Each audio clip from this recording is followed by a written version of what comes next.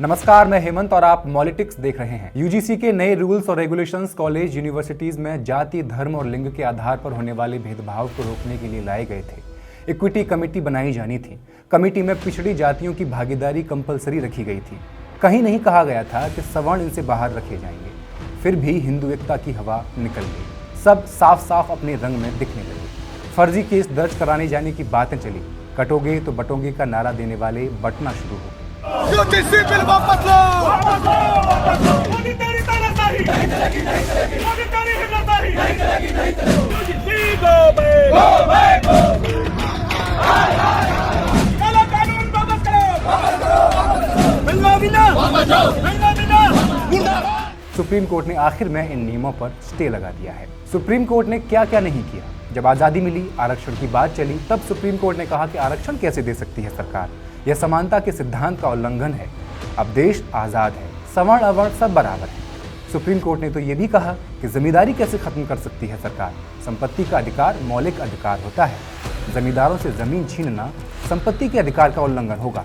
तो सवाल यह है, अगर भेदभाव खत्म हो गया है तो फिर इन नियमों से इतना डर क्यों है?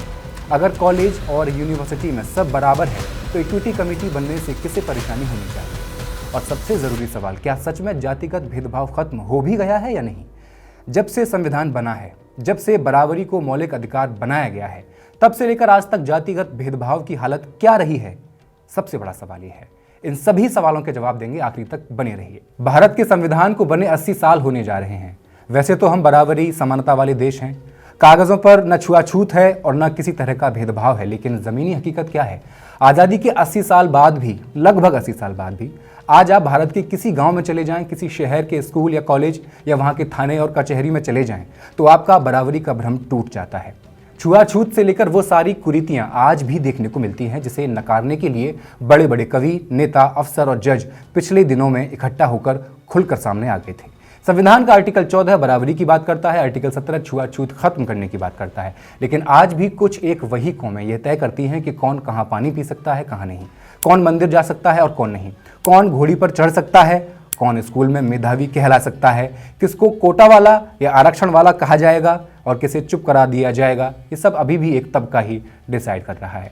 बड़े से बड़े पद पर बैठे लोग, IAS, IPS जैसे लोग जो छोटी जाति से आते हैं, उन्हें अपने डिपार्टमेंट में कास्ट डिस्क्रिमिनेशन की मार झेलनी पड़ती है। या तो उन्हें अच्छा कार्डर नहीं मिलता है या प्रमोट नहीं किया जाता है। DC बनने की क्षमता रखने वाले अफसर को कहीं का MD बनाकर रखा जाता है, क्योंकि जाति बड़ी नहीं थी उसकी।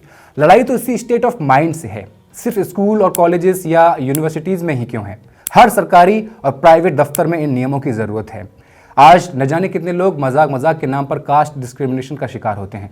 IIT बॉम्बे का स्टूडेंट दर्शन भी इसी का शिकार हुआ था। राजस्थान में 8 साल के दलित बच्चे को पानी का घड़ा छूने पर पीटा गया था। पीटा किसने था? मास्टर ने, उसी के मास्टर ने। दलितों के खिलाफ होने वाली हिंसा को अक्सर सिर्फ मारपीट, हत्या या बलात्कार के मामलों तक सीमित कर दिया जाता है, जो गलत है। लेकिन गांव में आज भी आप देखेंगे तो पानी, जमीन, मंदिर और रास्तों पर भी कुछ ही लोगों का कब्जा है। तमिलनाडु के एक मामले में तो हाईकोर्ट के ऑर्डर के बाद वहां के दलितों को पानी पीने की छूट दी गई थी। ऐसा नहीं है कि जिनके पास पैसा नहीं है या ताकत नहीं है उन्हीं के साथ कास्ट डिस्क्रिमिनेशन हो रहा है। उत्तर प्रदेश के पूर्व CM अखिलेश यादव के मंदिर जाने पर मंदिर को धुलवाया गया। उनके ऑफिस छोड़ने पर CM ऑफिस को गंगा जल से धुलवाया गया था। राजस्थान के नेता प्रतिपक्ष टीकाराम जूली के मंदिर जाने पर मंदिर को धुलवाया गया था। क्या आपने नहीं देखा? दलितों की शादियां पुलिस और ड्रोन की निगरानी में की जा रही हैं। सवर्ण कहते हैं कि तुम घोड़ी पर बैठोगे, तुम मैरिज हॉल में शादी करोगे। दरअसल इनको दलितों की आर्थिक आज़ादी भी चुभ रही है। दलित आरक्षण की वजह से सत्ता में तो आ सकते हैं, लेकिन सत्ता का इस्तेमाल करने की इजाज़त नहीं है। जैसे ही वे फैसले लेने लगते हैं, हिंसा उन्हें उनकी जगह याद दिलाने आ जाती है।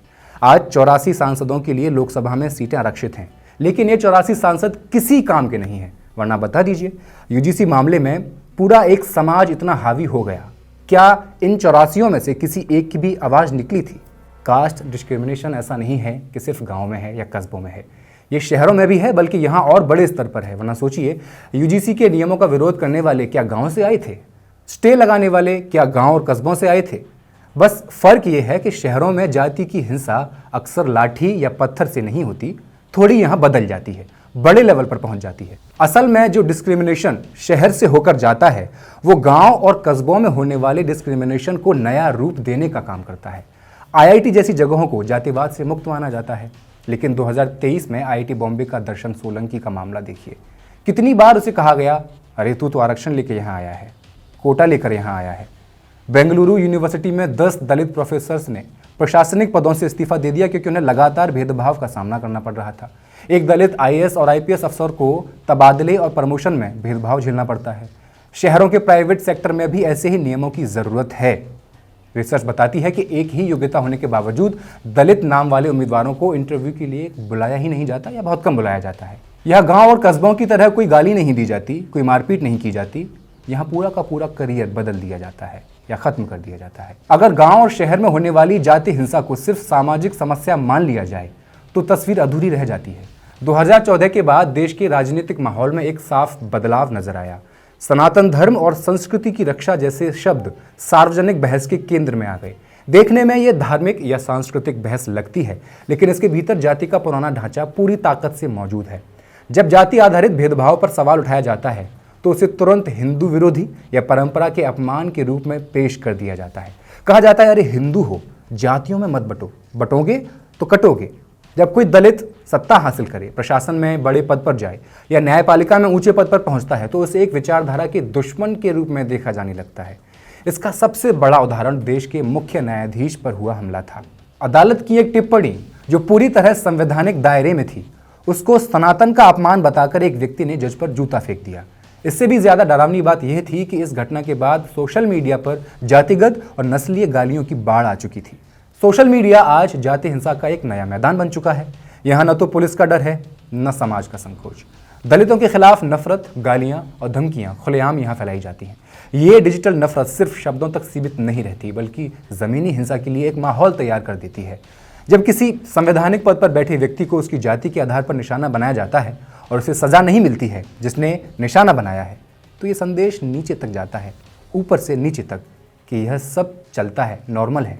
इसी के साथ एक और चालाक रणनीति भी चल रही है, अंबेडकर की प्रतीकात्मक स्वीकृति, लेकिन उनके विचारों की हत्या भी।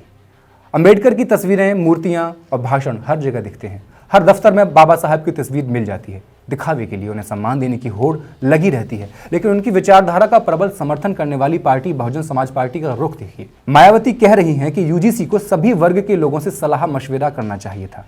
ये बात ठीक है, कांशीराम ने कहा था कि सत्ता में आने के लिए किसी के साथ भी गठबंधन करना पड़े तो करो, लेकिन इसका मतलब ये नहीं था कि सत्ता हासिल करने के बाद किसी एक पार्टी की कठपुतली बनकर रह जाओ। जिस वक्त कांशीराम कह रहे थे वो तब की बात थी जब कोई दलित नेता दबे कुचलों की बात करने वाला सत्ता में था ही नहीं। अब तो सत्ता भी है और ताकत भी। अब किस बात का डर है मायावती जी को? जब भी दलितों और आदिवासियों के खिलाफ हिंसा पर सवाल उठता है ना, तो SC/ST एक्ट का हवाला दिया जाता है। इस एक्ट को लाने वालों को गालियां भी दी जाती हैं। कहा जाता है कि इस एक्ट का गलत फायदा उठाया जाता है। असल दिक्कत यही है कि भारत में कानून होना और इंसाफ मिलना दोनों अलग अलग चीजें हैं, दोनों अलग अलग बातें हैं। मुकदमे सालों तक चलते हैं, गवाह डर जाते हैं, समझौते का दबाव बनाया जाता है। आपको याद दिला दूं कि 2018 में सुप्रीम कोर्ट के एक फैसले ने SC/ST एक्ट को झूठे मामलों की चिंता जताकर कमजोर कर दिया था, जिसे बाद में फिर संसद को दखल देकर ठीक करना पड़ा था। ये पूरा घटनाक्रम बताता है कि संस्थाएं भी जाति के सवाल पर कितनी असहज हैं।